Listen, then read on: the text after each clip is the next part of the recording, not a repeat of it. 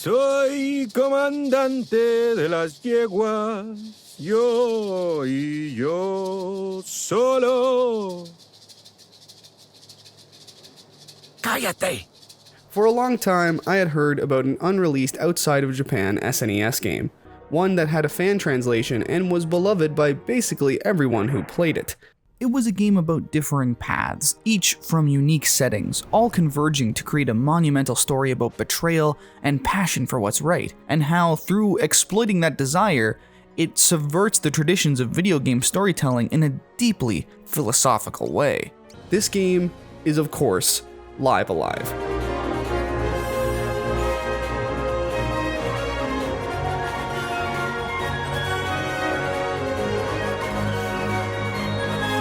I used to think it was called Live Alive, not Live Alive, but, you know, alas, here we are.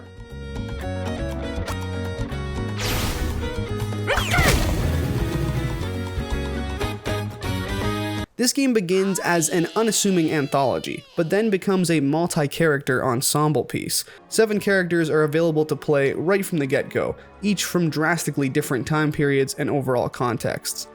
Each of these stories is ultimately connected, though. I mean, kind of. I personally started in the distant future, where you play as Cube, an adorable circular robot with a hat and glasses. Who doesn't love that? You're serving a group of deep space explorers, and there's really no combat to speak of in this part. It seems kinda chill. But then, just about everyone you grow to know and love dies.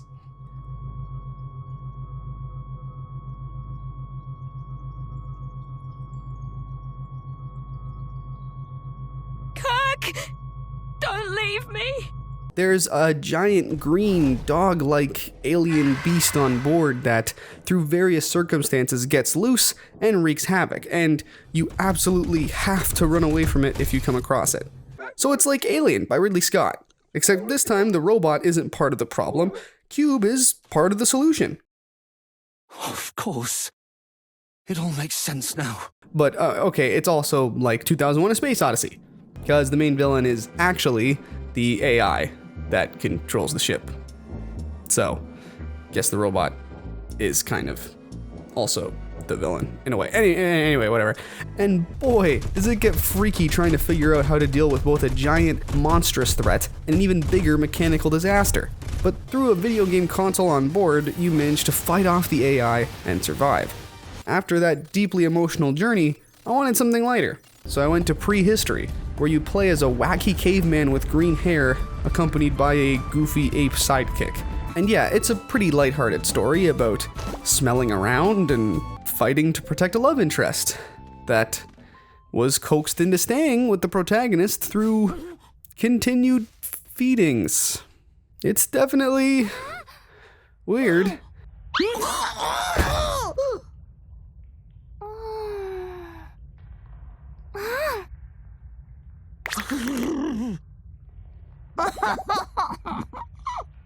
To add to that, no dialogue, just goofs and non-verbal direction. You look at these polar opposite time periods and you can see a bunch of differences between the tone and setting, but ultimately the subject matter isn't so different. These are both ultimately stories about love and the betrayals of trust that can potentially come from such. And even beyond romantic love, there's a common theme of trust involved that seems to be important for how each narrative develops. This idea and collection of themes, while it's not as present in, say, the Edo Japan or MMA storylines, is basically the through line that connects all the chapters. Well, and of course the names for all the final bosses all seem oddly familiar. Even in the Wild West, there's a bizarre back and forth between Mad Dog and the Sunset Kid. Oh, why the long face? Reckon you'd be relieved to finally put this life on the lamb behind you. They're two rival cowboys, with Mad Dog presumably hired to kill the Sunset Kid, who you play as. I mean, after all, you're a wanted cowboy, you know, so of course all these other cowboys are gonna want to kill you to collect the bounty, you know, that kind of thing. Hey, stranger! Seems you're sitting on my favorite stool. Hey! You deaf or just stupid? At first, you spare Mad Dog's Finish life, me, goddammit! Don't you dare walk away from me again! and then end up working with him to save a town of innocent people from a roving gang, all to basically end up being given the choice, again, whether or not to kill him. Stay out of it. This is between me and him. In my playthrough, I killed him, thinking I wouldn't have a choice. Whoops. Turns out I did actually have a choice. I didn't. Anyway, yeah. That's right. In any case, yet again, here we have another example of empathy from the player being tested, as well as a betrayal of trust in a sense. Mad Dog would rather be killed than be let go, seeing it as a violation of the cowboy code or whatever.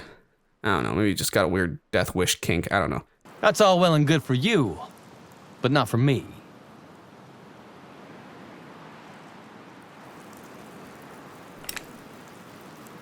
You neither, kid.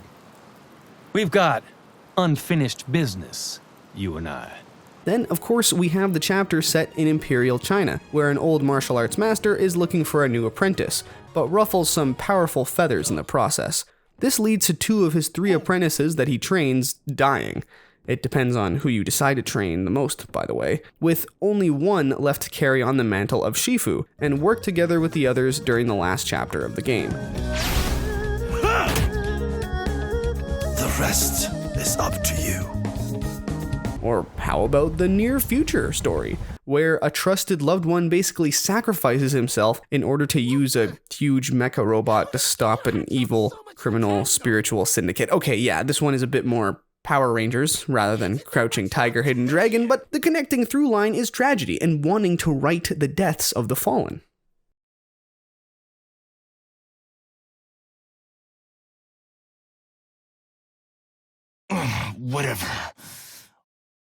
Whatever it takes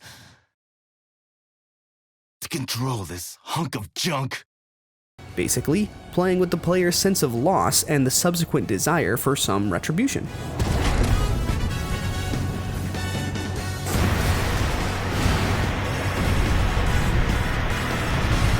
All of this wraps into the common enemy of the game, which you may have noticed are all plays in the words involving Odio or Dio, which is the name of the King of Evil that we find in the last chapter of the game. Rejoice! Our savior is come! Rejoice! Odio is come! Once you beat all the 7 lives of the game, you gain another, one set in the Middle Ages. Orsted has a story that starts off like many role-playing or action-adventure games, especially with a fantasy setting. You're a young, blonde, spiky-haired hero off to save a princess from an evil lord with magic companions and gritty determination. I mean, you've seen this before.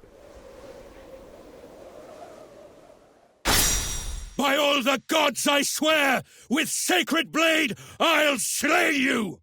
Send you back from whence you came! However, this story doesn't exactly go like one might expect. Orsted is seen initially fighting to earn the princess's hand in marriage. Gotta love being the princess when the key thing to being your husband is that you're the best warrior in the land. I'm sure those are the best and least abusive marriages, for sure. You and your mage friend Straybo are the finalists, but since you're the protagonists, you beat him, and get to shack up with the heir to the throne. A magnificent duel. I salute you. Come, Malathea. Have you naught to say?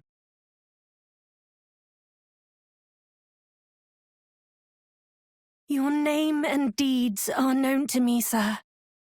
Having witnessed your prowess firsthand, I am grateful for most thrilling spectacle. Let us be wed, for king and for country. But, oh wait, who could have seen this coming? An evil Dark Lord comes out of nowhere, steals the princess, and leaves Orsted to form a squad to go and get her back from the evil lair. Your end is nigh! Already this narrative should be starting to sound vaguely familiar. You meet Uranus and Hash, who were both previous warriors and heroes of legend in this land. And both of them, while fulfilling certain fantasy archetypes, also feel like something is off.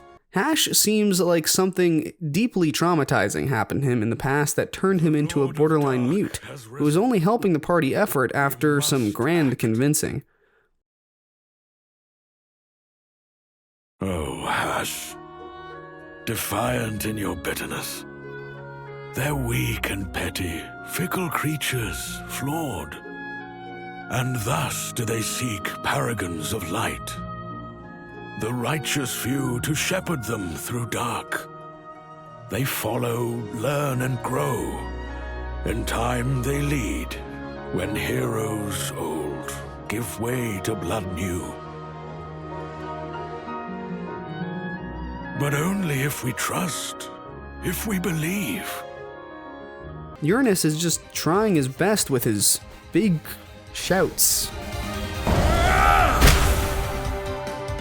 Once you assemble the crew, head to the Demon King's lair, you get there and realize that, well, something is off.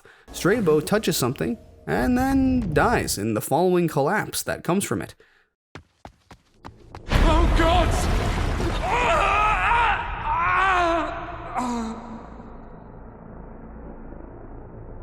Along with Hash too, unfortunately.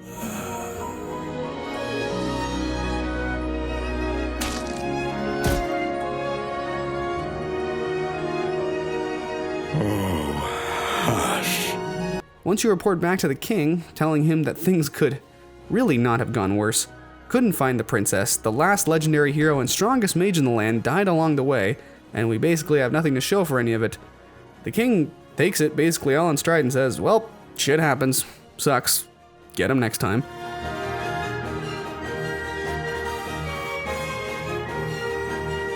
Let sun now set on tragic day. Good Hash, the best of us, now gone. And Strabo too, his promise left unfulfilled. So you and Uranus go for a nap after that brutal quest, and suddenly, Orsted notices what appears to be Strabo in his room, almost like a dream. Upon following Strabo, you find the Demon King just chilling there at the throne, disturbingly quiet. Orsted goes and does what video game protagonists do, kills the thing that was put in front of him. Surprise, surprise, that wasn't the Lord of Evil, but was instead an illusion cast over top the king.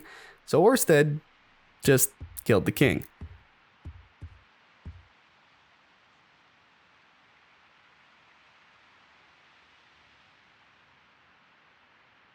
My lord? My lord! Why stand you here, blade drawn? Of course, he gets caught for this and subsequently jailed. Uranus helps Orsted escape, and after getting back to the Lord of Evil's keep, he finds that Strabo didn't die at all, and that he's been setting all of this up against you this whole time. Turns out he was kind of into the princess for like a long time, and he got pretty cheesed when he realized that Orsted was going to whoop him in the tournament for the hand of the princess. As a matter of fact, he claims that he and the princess have been in love this whole time. But blackest, final crime is soon to come, when guided I your hand in murder just, a thieving king who gifted you my love. In all honesty, it just seems like he's pissed that Orsted doesn't lose at things. Like, ever. Insatiable destroyer! Selfish beast! You've never been content to share your spoils. I've tried, friend. I believed that you could change. But that competition in you cannot. You'd never settle. Never let me win. Naturally, Orsted goes protagonist mode again and kills Strabo after a climactic duel. Again. You triumph. Then, the princess reveals herself and reveals that she also actually did love Strabo, and that she wanted the plan to kill the king to go smoothly. Even though good Strabo And yet, despite that wrong, he loved me still. She then stabs herself, taking her own life in front of Orsted. What the hell, game? Jeez, man. Like, okay. I'll not betray our love.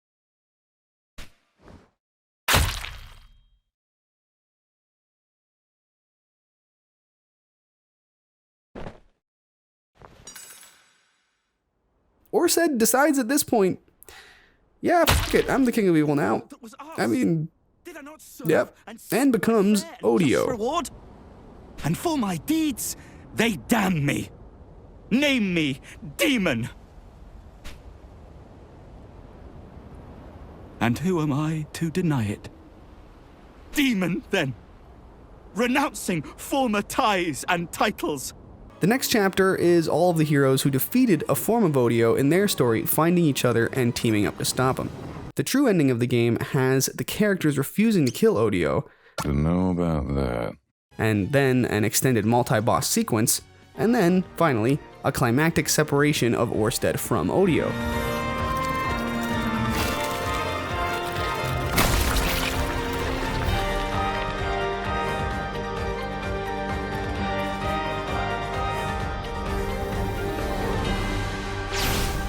Where Orsted sacrifices himself in the end to rid the universe of this evil force that has propagated throughout time and space. So, needless to say, this one takes some creative liberties when it comes to subverting expectations. Thought your spiky-haired, blonde medieval fantasy protagonist was gonna be the good guy? No, no, definitely not. The ability to control so much of the game, to always have choices available to the player, further exaggerates the themes of agency and moral decision making. Many people who commit bad actions don't often imagine themselves as a bad person, at least initially. The entitlement many may feel to being a righteous and moral being is the act of playing through a video game as a traditional protagonist in a way. Orsted, while obviously betrayed by malevolent forces, is someone who probably never questioned his own judgment, until perhaps it was too late, an unconscious ambition that felt like the literal hand of a god.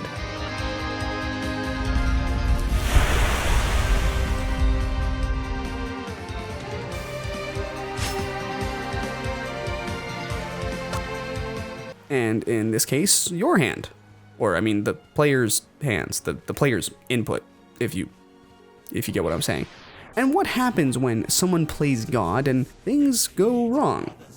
Horribly, horribly wrong. Endure such hardship, suffering, and pain, that they may reap a harvest sold with blood. Granted, it's obvious that Strabo and the princess are in that wrong, but I guess so is the king for putting her hand in marriage on the line for the strongest warrior in the land. It's almost like the world is obviously deeply flawed beyond the control of any one person, kind of signified through that crying child who mourns the loss of his father in that earlier tournament.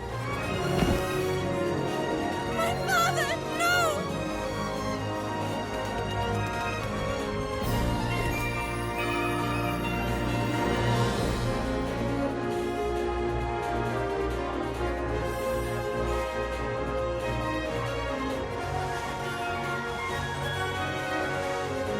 Orsted certainly can't be blamed exclusively for what happened, so he takes it upon himself to dive headfirst in the identity that he's been bestowed, that of Odio. I mean, after all, it was out of his control. But I mean, in a certain sense, there was still times he was very much in control, definitely in control of himself. Sure, he's a protagonist in a video game, which means he's the agent of change, and with that expectation thrust onto him, not being able to be in control made him into something far, far worse. If he can't be the good hero in control, what control he can attain is in darkness. For even should I falter here and now, my boundless hate shall transcend time. So, what is the takeaway from all of this? What is that thesis of Live Alive I was talking about before? I cannot be beaten. It's impossible! Inconceivable! Orsted represents how, in reality, the fictional, good-natured, always-winning protagonist doesn't exist, and really can't exist. In fact, choosing to become this persona can lead to some serious, deep blind spots in ethics. Perhaps if Orsted was less focused on always being the strongest, he could have noticed that Strabo and the princess wanted to be together, or that a contest for her hand in marriage being decided by who is the strongest in the land is a horrible idea. Well fought. And won, my friend. Instead, Orsted persisted.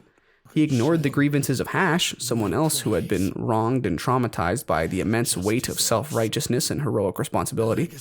A real hero isn't just someone who kills whatever is put in front of them, but rather asks questions and investigates more before attacking a problem.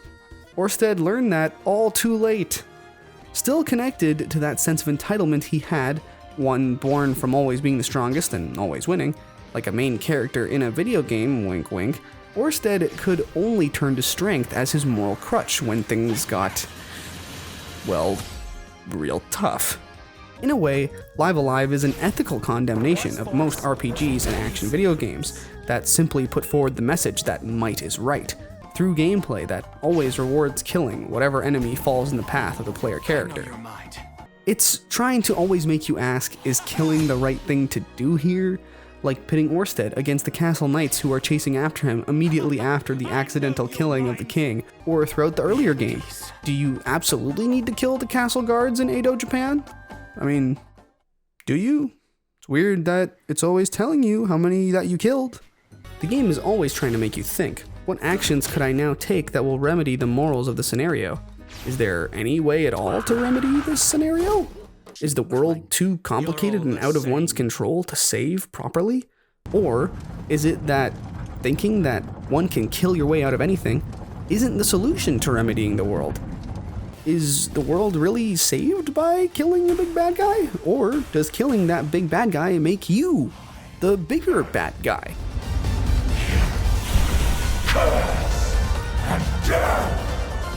What are the real world consequences for, metaphorically, shooting first and asking questions later?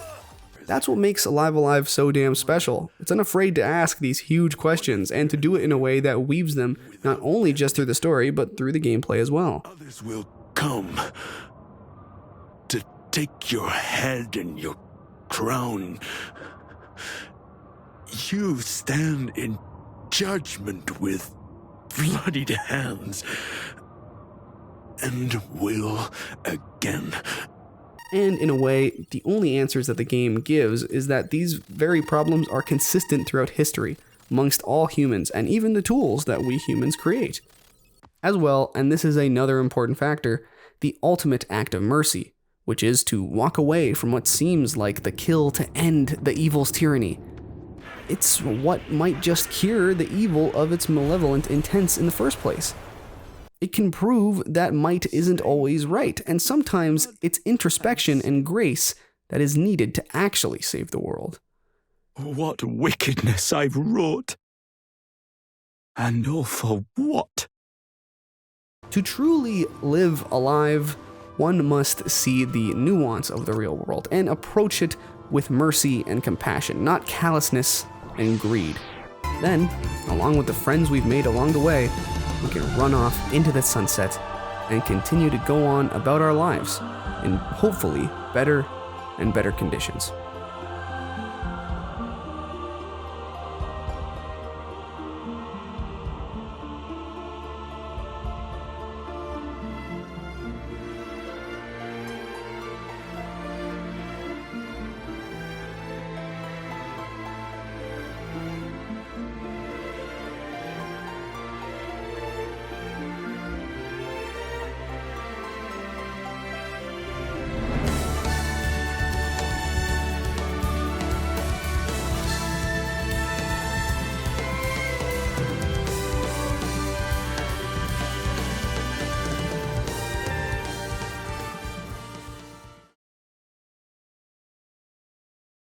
You know, I really wanted a better Live Alive pun to end on there.